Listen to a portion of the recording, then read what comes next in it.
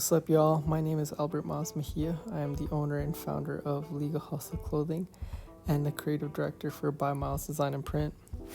Today I'm just doing a quick video on the new Siser 9x12 craft press.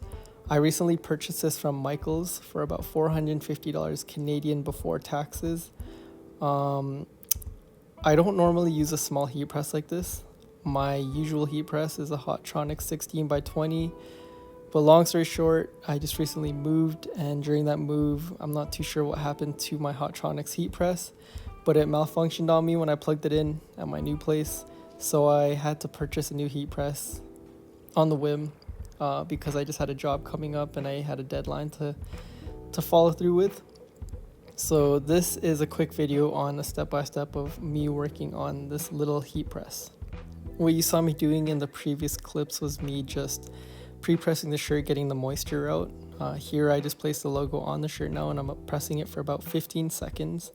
I have the heat press set for about 295 degrees to 300, and I'm pressing for about 15 seconds once and then pressing again twice without the backing.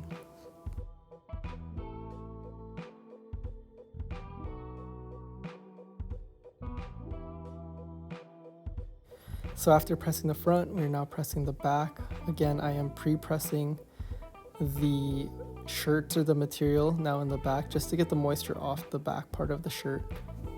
With pre-pressing, this actually helps the HTV adhere better to your garment.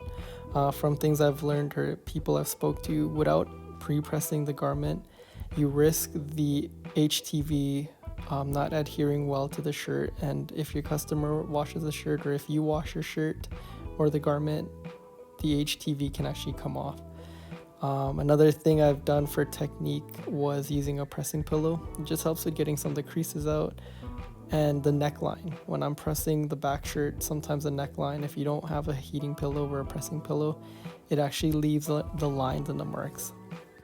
So here I'm just adjusting the heat press and pressing down on the logo. The logo was about 12 inches wide, so it's almost the max size of the heat press.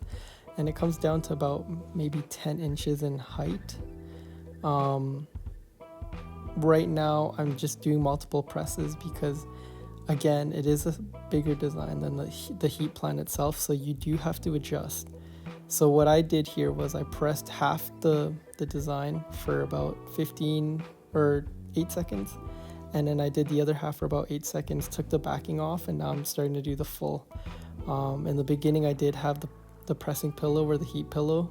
Then I decided, you know what, I can probably press this without it. So what you saw me do right there is I inserted a smaller pillow just to kind of get the pressing for the top part of the design, just so I wouldn't get the neckline creases in or like embedded in the shirt. So pressing on a smaller press like this does take a bit of time compared to a bigger heat press.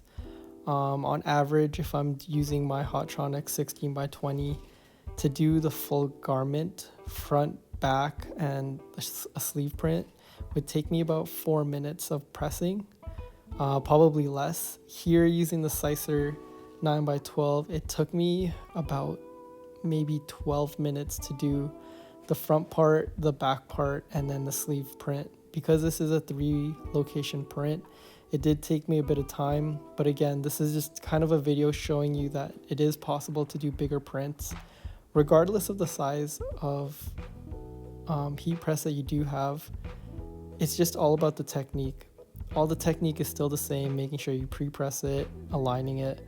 For me, in order to align a lot of the designs, I had to take it off and put it on a box. Just my Hottronics is a drawer, pull-out drawer kind of heat press, so having a clamshell where you work under the platen itself is something new to me.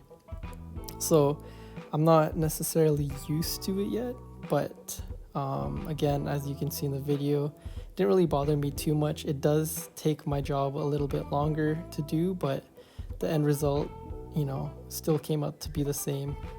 And again, the presses or the prints are all quality prints. I always make sure to double check everything. As you can see here, that was the front, now this is the back, and you guys saw earlier was a sleeve print.